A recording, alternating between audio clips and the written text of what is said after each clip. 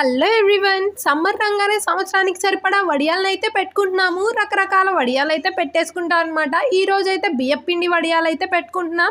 First అయితే దానికోసం మసాలానైతే prepare చేసుకుంటున్నాను. మిక్సీ జార్లోకి పచ్చిమిరపకాయలు, అల్లం, జీలకర్ర, కరివేపాకు అయితే వేసుకొని కొన్ని వాటర్ వేసుకొని బరగ్గా అయితే గ్రైండ్ చేసుకున్నాను. వడియాల పిండి కోసం వాటర్ అయితే యాడ్ చేసుకుంటున్నాను. 1 కప్పు పిండి 6 కప్పులు వాటర్ అయితే పోసుకొని బాగా మరిగిన తర్వాత దాంట్లోని టేస్ట్కి సరిపడినంత ఉప్పు, ముందుగా రెడీ చేసుకున్న మసాలా పేస్ట్ని వేసుకొని పిండిలో అయితే ఇంకొక 2 కప్పులు వాటర్ని యాడ్ చేసుకొని ఉండలు లేకుండా కలుపుకొని సన్నగా పిండి పోసుకుంటూ బాగా కలుపుకోవాలన్నమాట. మొత్తంగా అయితే 8 కప్పులు వాటర్ అయితే పడతాయి 1 కప్పు పిండికి. స్పూన్ తోటి శారీ మీద ఇలా వడియాలన్నీ కూడా పెట్టుకుంటే సాయంత్రానికి అయితే ఎండిపోతాయి. ఎండిపోయిన తర్వాత చీరనైతే ఉల్టా వేసుకొని కొన్ని వాటర్ చల్లుకొని వడియాలను అయితే ఇలా ఒలిచేసుకోవడమే.